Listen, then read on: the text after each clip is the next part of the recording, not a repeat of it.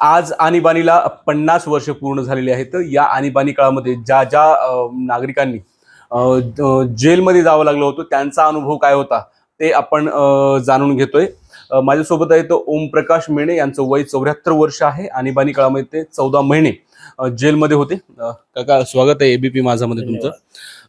काय आणीबाणीचा प्रसंग होता? आणीबाणी जाहीर झाली तेव्हा काय परिस्थिती होती? आणीबाणी त्यावेळेला आम्हाला जास्त अनुभव नव्हता. मी नेमकाच ग्रॅज्युएट झालो होतो, त्याच्यामुळे आणीबाणीचं गांभीर्य आम्हाला कळालंच नाही. पण लोक जे एकमेकाशी जे आमच्यावर मोठे जे होते, बोलायचं नाही कोणाला, कुणाकडे जायचं नाही, हे जनरल होतं. खरं भीती आम्हाला सत्याग्रह सुरू झाल्यापासून झाली. बरं. सत्याग्रह ज्यावेळेला सुरू झाले त्यावेळेला आम्हाला निरोप तर जनरल प्रमाणे निरोप आले सगळे आम्हाला. कसे यायचे तेव्हा निरोप? कसे यायचे? अंडरग्राऊंड लोक करत होते आम्हाला निरोप देते. जे भूमिगत होते ते रात्री बेरात्री 12-1 वाजता. आमचे वडील होते संघचालक त्यावेळा, त्याच्यामुळं आमच्या इथं जास्त मुक्काम होता. तर 15 दिवसाला 8 दिवसाला यायचे. नंतर सत्याग्रहात हे सरकार ऐकायला गेलं, त्याच्यामुळे जे म्हणे बाबा की आपल्याला याच्यावर जोर आणावंच लागेल, याच्यावर बर्डन आणावं लागेल, तर तुम्ही सत्याग्रह सुरू केला, दबाव आणण्यासाठी. तर मग सत्याग्रह सुरू झाले. तर आमच्या इथं आले, बाबा सत्याग्रह करा तुम्ही. तर आमच्या इथले 4-5 जण आमचे मित्र, आमचे वडील त्या वेळेला गावाला गेले होते यात्रेला. तर मग मला पण जायचं होतं सत्याग्रहात, पण इथं कोणी नसल्यामुळं मी काही गेलो नाही. पण ते जायची वेळ झाली नाही. समजा 8 दिवसानंतर यांना अटक केली सत्याग्रहींना. हां, ते कोर्टात उभं केलं. कोर्टात उभं केल्यानंतर त्यांना शिक्षा महिन्याची, कोणाला 2 महिन्याची शिक्षा झाली. आणि याच्या मागं कोण आहे, हे सत्याग्रही निघाले कसे, तर प्रामुख्याने आता आमचे वडील संघचालक असल्यामुळं त्यांनी आमचं नाव. तुम्हाला अटक केलं होतं? तुम्हाला काय सांगितलं होतं अटक करताना? नेमकं अटक करताना म्हणले चलो भाई तेरे को बचे, तेरे को साहब ने बुलाए. ते वयस्कर होता, ते होता तो काय म्हणतात त्याला, ते नाही जमादार. तो वयस्कर होता बिचारा. अरे बाबा तेरे को साहब ने बुलाए, चल. बोला ठीक है. बोला साहब कुछ ऐसा सुन रहा हूँ मैं कि मेरे ऊपर वारंट है. अरे कौन बोला तेरे को, ये गलत बात है. साहब से मिलने का, साहब को बोलने का, मैं आगे से नहीं करूँगा, बस खलास. बोला ठीक है, मगर ये है साहब, मेरे को अगर तुम अटक कर रहे तो मुझे मेरा सामान तुमको लेके जाना पड़ेगा. तो बरोबर मला घ्यावं लागेल माझं. कोई बात नहीं बोले. तो मगर तू जा रहा है क्यों, जाने का नहीं बोले, खाली साहब से मिलने का. बसलो आम्ही. बसल्यानंतर त्यांनी ते वॉरंट वगैरे काढा, जी प्रोसिजर सुरू केली. सरळ सरळ दिसायला मला कळमनुरी ते हिंगोली त्यावेळेला गाड्या नव्हत्या डायरेक्ट. संभाजीनगर ते आपलं नाशिक. मतलब साहब तुम मेरे को दीवाना मत बनाओ, मैं तुम मेरे को अटक करे, अरेस्ट कर रहे तुम, मगर मैं अभी भी बोल रहा हूँ मेरे को मेरा सामान साथ में, कोई बात नहीं बोले. मग त्यांनी कान्स्टेबल घरी पाठवला.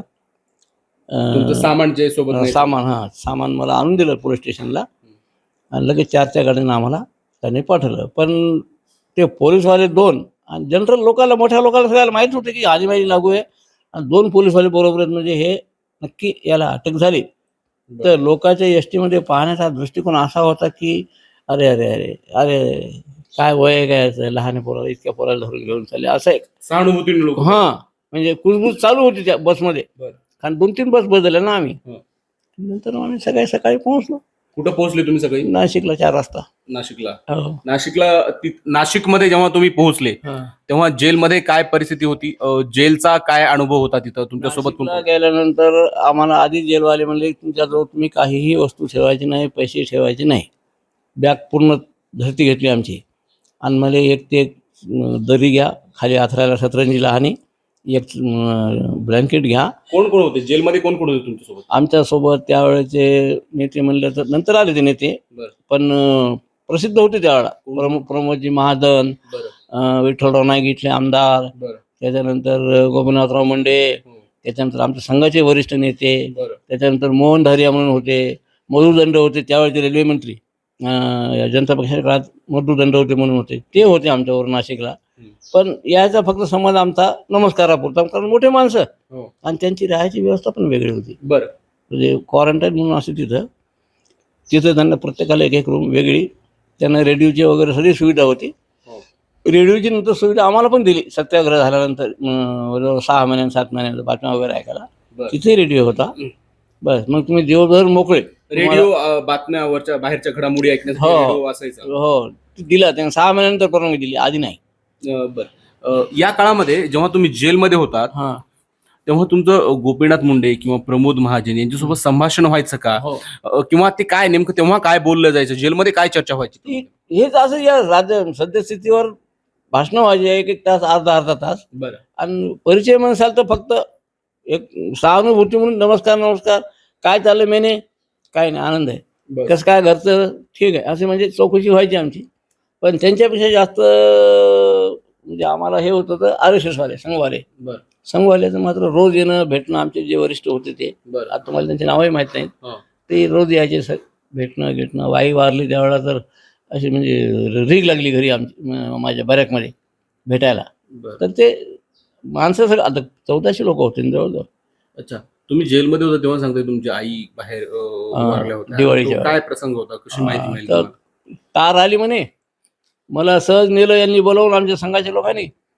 अरे बस हे करत तिथं चहा वगैरेची व्यवस्था होती, करत होते लोक बॅरॅकमध्ये चहा वगैरे घे, कसं काय चाललं काय नाही, घरची खबर म्हणे. बाबा जरा मन घट्ट कर म्हणे तू, हे त्यावेळेला तार होती ना, त्यावेळेला फोन बाकीचं नव्हतं. तार आली म्हणे अशी अशी. आता आई आजारी होती तशी, पण ते एक म्हणजे कसं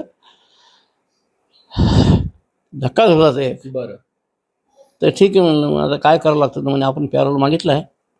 आता मी म्हणलं हे पॅरोल म्हणजे काय ताबडतोब मुंबईहून हॉटलाईन असते त्यांची, लगेच मिळेल.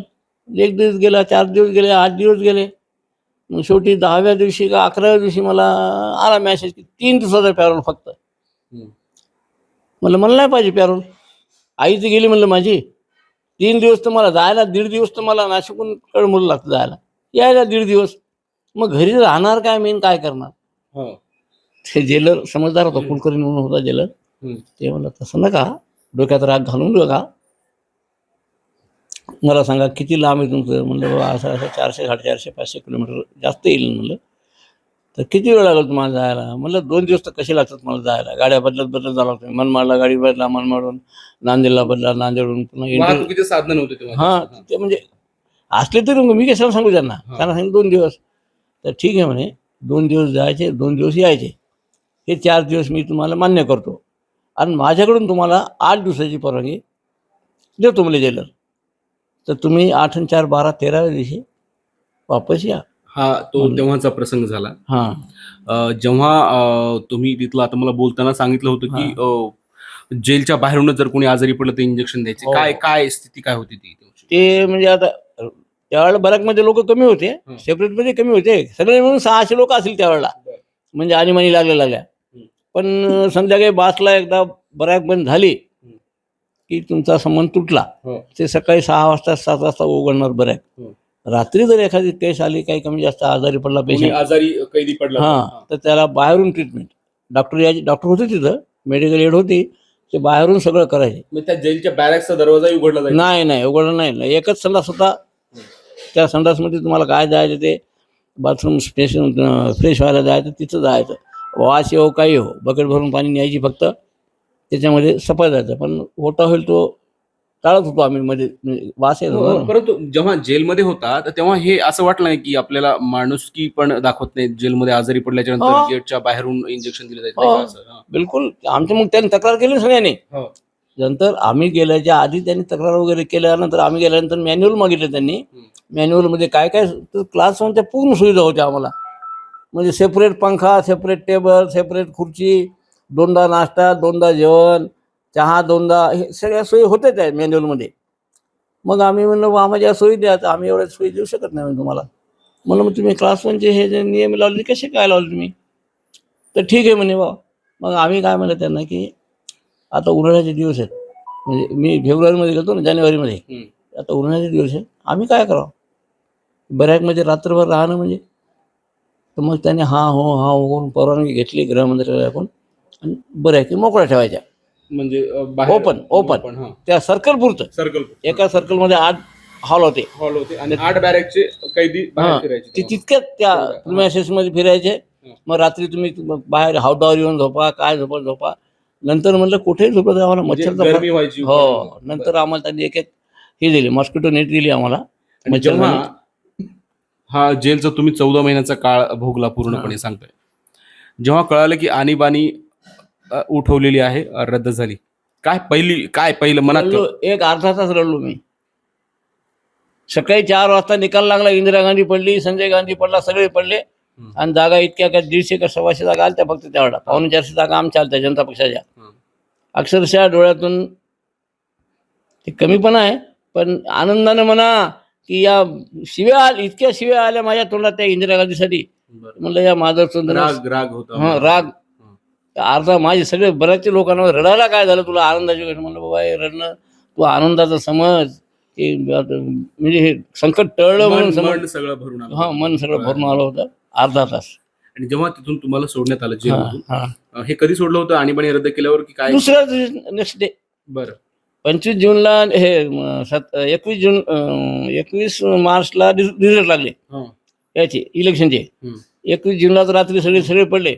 22 जूनला सकाळीच तुमच्या 22 मार्चला इंदिरा गांधींनी डिक्लेअर केलं की आणीबाणी उठली. मग आमचे जे वरिष्ठ नेते होते सगळे ते म्हणजे आणीबाणी उठले म्हणाला आपल्याला हे 1 मिनिटही ठेवू शकत नाही जेलमध्ये, कारण आपला मूलभूत अधिकार आपल्याला प्राप्त झाला. मग लगेच आम्हाला म्हणे मग जेलवाल्यानं आम्हाला बोलावलं, तसं करू नका म्हणे, 1500-1600 माणसं आहेत, इतक्याला एकदम सोडलं तर सगळं धिंगाणं होईल. कारण आम्हाला क्लास 1ची तिकीट दिली नंतर वापस येताना रेल्वेचे रिटर्न तिकीट. तर हे सगळं लिहिणं वगैरे करायला आम्हाला टाईम द्या. 1-1 तासानंतर काही आधी मुंबई लांबचे आहेत ते आधी ठेवा, मराठवाड्यातले नंतर थोडा जवळचे मुंबई विभाग वाईज ते आम्ही मान्य केलं. तर हे झाल्याच्या नंतर जेव्हा तुम्ही गावी आलात, घरी आलात, काय प्रसंग होता? गावी आलो मी सकाळी 4 वाजता. सगळे जे आमच्या बहिणी वगैरे आल्या होत्या, 4-5 बहिणी होत्या सगळ्या. आणि गळ्यात दुःख होणार वडील होते त्यावेळेला, आई फक्त नव्हती. तर त्यांनी आता ते जेवढं दुःख करायचं त्यांनी केलं, त्याला काही लागेल. दुसऱ्या दिवशी नंतर मग इथल्या लोकांना राज्य तर आलतंच की जनता पक्षाचं, त्याच्यामुळे इंदिरा गांधीचा काही प्रश्नच राहिला नव्हता. मग आमची मिरवणूक काढली गावाच्या लोकांनी, भाषणं दिले आणि तो आनंद त्यांनी केला लोकांना. माझी इच्छा नव्हती पण त्यांनी ते रिस्पॉन्स दिला लोकांनी. नाही म्हणे आम्हाला मिरवणूक काढायची, तुमची ते हारगीर घालून बँड लावून व्यवस्थित केलं त्यांनी. तर हे आहे तो ओमप्रकाश मेणे. आणीबाणीच्या काळातला त्यांनी हा अनुभव सांगितलेला आहे. 14 महिने ते नाशिक येथे मध्यवर्ती कारागृहामध्ये आणीबाणी काळात होते आणि त्या काळामध्ये त्यांच्यासोबत प्रकाश महाजन, गोपीनाथ मुंडे यांच्यासारखे बडे भाजपचे नेते सुद्धा जेलमध्ये होते. हा त्यांनी अनुभव सांगितला. जेव्हा ते आणीबाणी काळात जेलमध्ये होते तेव्हा त्यांच्या बाहेर त्यांच्या आईचं निधन झालं आणि ती माहिती सुद्धा मला जेलमध्ये कळाल्याची ती माहिती एबीपी माझाशी बोलताना येते. हा अनुभव त्यांनी एबीपी माझाशी आता शेअर केलेला आहे, सांगितलेला आहे. माधव दिपके, एबीपी माझा, कळमनुरी, हिंगोली. एबीपी माझा, उघडा डोळे बघा नीट.